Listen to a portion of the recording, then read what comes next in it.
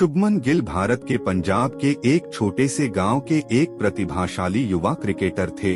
उन्होंने हमेशा भारतीय क्रिकेट टीम के लिए खेलने और क्रिकेट की दुनिया में नाम कमाने का सपना देखा था।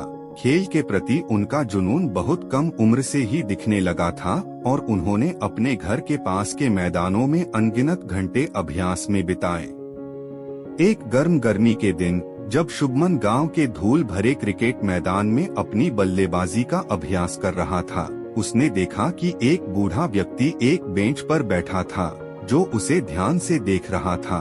उस आदमी की लंबी सफेद दाढ़ी थी और उसकी आंखों में एक बुद्धिमान नजर थी।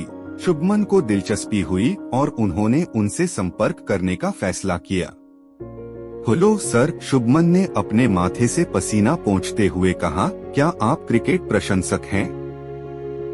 बूढ़े व्यक्ति ने मुस्कुराते हुए उत्तर दिया, जहां तक मुझे याद है मैं इस खूबसूरत खेल का प्रशंसक रहा हूं।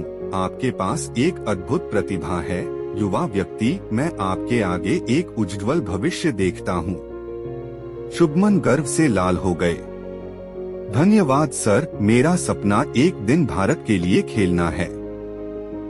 बूढ़े ने सिर हिलाया, सपने हमें प्रेरित करते हैं, लेकिन याद रखें, केवल प्रतिभा ही काफी नहीं है। शीर्ष पर पहुंचने के लिए कड़ी मेहनत, समर्पण और थोड़े से भाग्य की आवश्यकता होती है। शुभमन बूढ़े व्यक्ति की बुद्धिमत्ता से सीखने के लिए उत्सुक थे और उन्होंने बातचीत शुरू की। बूढ़े व्यक्ति ने अपना परिचय गुरुजी के रूप में दिया, जो एक सेवानिवृत्त क्रिकेट कोच थे जिन्होंने अतीत में कई युवाओं को प्रशिक्षित किया था। उन्होंने शुभमन की आंखों में चमक देखी और उन्हें अपने अधीन लेने का फैसला किया।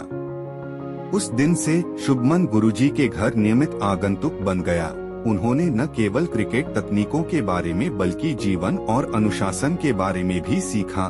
गुरुजी का घर क्रिकेट की यादगार चीजों से भरा हुआ था और हर शाम वे बैठते थे, पुराने क्रिकेट मैच देखते थे और खेल के विभिन्न पहलुओं पर चर्चा करते थे।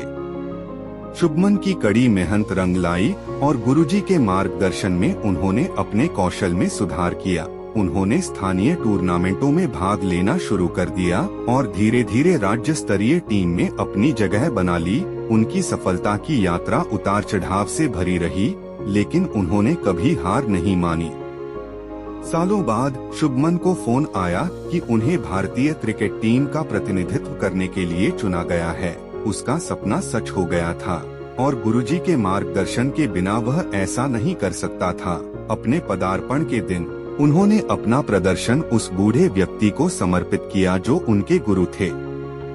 जैसे ही शुभमन गिल भारतीय जर्सी पहनकर मैदान पर उतरे, उन्हें पता चल गया कि उनकी यात्रा अनोखी थी। यह एक बूढ़े व्यक्ति की प्रतिभा, कड़ी मेहनत और बुद्धिमत्ता की कहानी थी, जिसने एक युवा लड़के में क्षमता देखी और उसे अपने सपनों को साकार करने में मदद की। शुभमन गिल की सफलता सिर्फ उनकी अपनी नहीं थी, यह सपनों की शक्ति और एक बुद्धिमान गुरु के प्रभाव का प्रमाण था।